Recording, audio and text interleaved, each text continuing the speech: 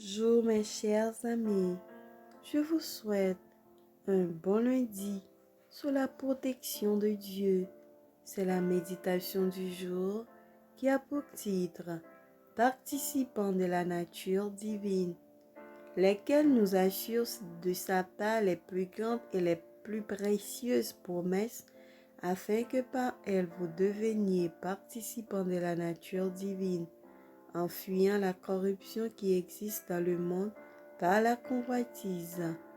2 Pierre 1er, verset 4.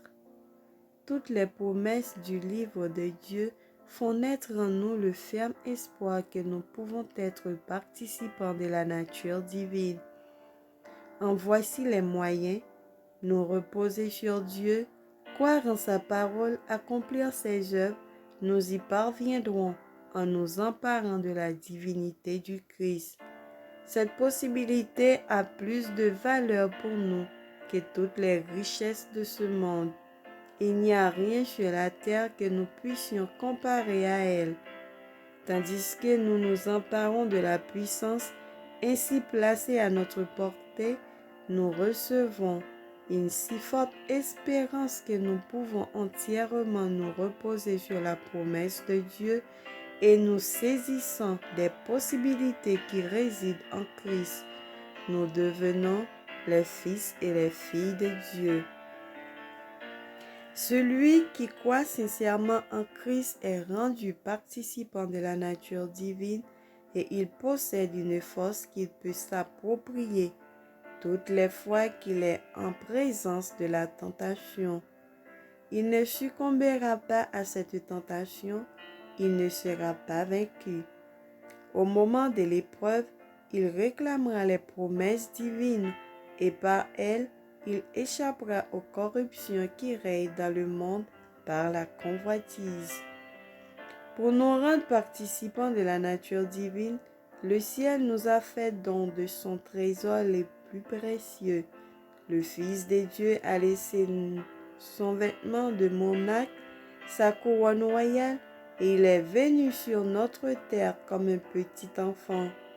Il s'est engagé à vivre de son enfance à l'âge d'homme une vie parfaite. Il a consenti à venir représenter le Père dans ce monde perdu et il a accepté de mourir pour une race coupable.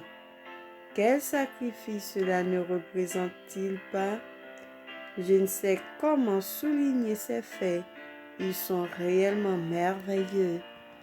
Par sa vie de sacrifice et par sa mort ignominieuse, le Christ nous a rendus capables de nous emparer de sa divinité et de fuir la corruption qui s'étale dans ce monde par le péché.